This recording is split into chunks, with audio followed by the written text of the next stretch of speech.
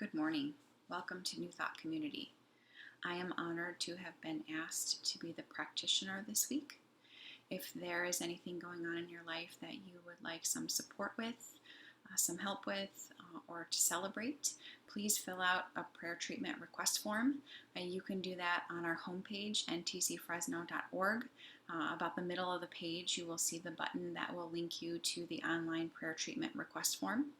If you are watching this as part of the Sunday celebration service, you can scroll all the way down to the bottom of the page and you will see a button for prayer treatment. That will also link you to the online form. If you fill out the online form, I will add you to my prayer treatment practice for the next 30 days, which I would be honored to do. So please consider filling out one or two of those forms. The reading that I have chosen for today is from I'm Still Here, Black Dignity in a World Made for Whiteness by Austin Channing Brown.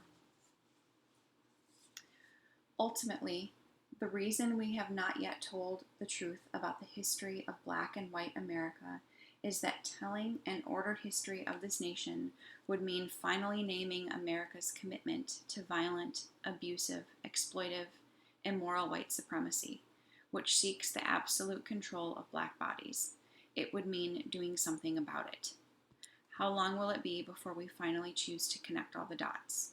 How long before we confess the history of racism embedded in our systems of housing, education, health, criminal justice, and more? How long before we dig to the root? Because it is the truth that will set us free. Sadly, too many of us in the church don't live like we believe this. We live as if we are afraid acknowledging the past will tighten the chains of injustice rather than break them. We live as if the ghosts of the past will snatch us if we walk through the valley of the shadow of death. So instead, we walk around the valley, talk around the valley. We speak of the valley with cute euphemisms, like, if we could just get better at diversity, we'd be so much better off. Our only chance at dismantling racial injustice is being more curious about its origins than we are worried about our comfort. It is not a comfortable conversation for any of us. It is risky and messy.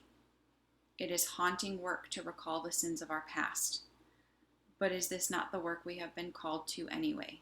Is this not the work of Spirit to illuminate truth and inspire transformation? It's haunting, but it's also holy. And when we talk about race today, with all the pain packed into that conversation, Spirit remains in the room.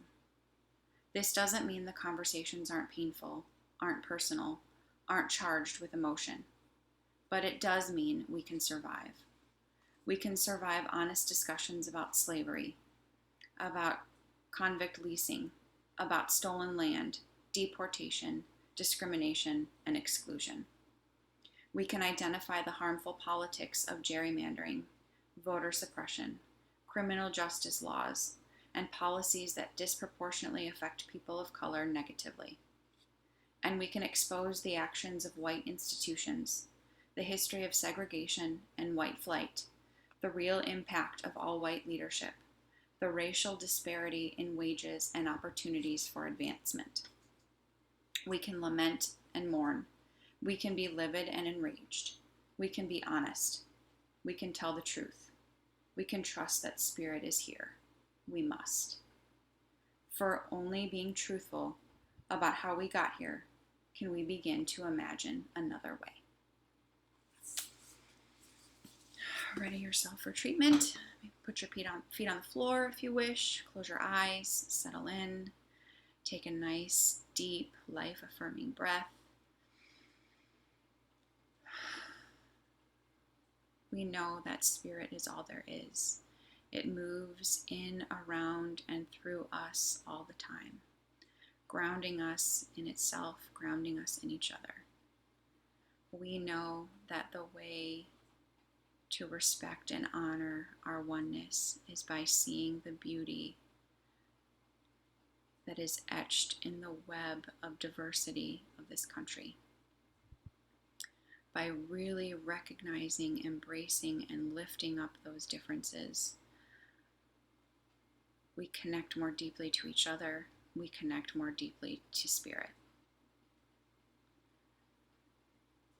We are willing to do this work of really exploring our history, exploring social and racial injustices, and together using that exploration to do the anti-racist work of bringing us closer to each other, closer to Source, and closer to equality across this nation. I am so grateful that I get to do this work with all of you. I'm so grateful that we are doing this work and that we continue to show up with each other and show up in the moments of discomfort, in the moments of rage, in the moments of quiet and sad. Grateful that through all of those emotions, we show up and we do this work together. I release this word into the law, knowing that it is already done and done perfectly. And so it is.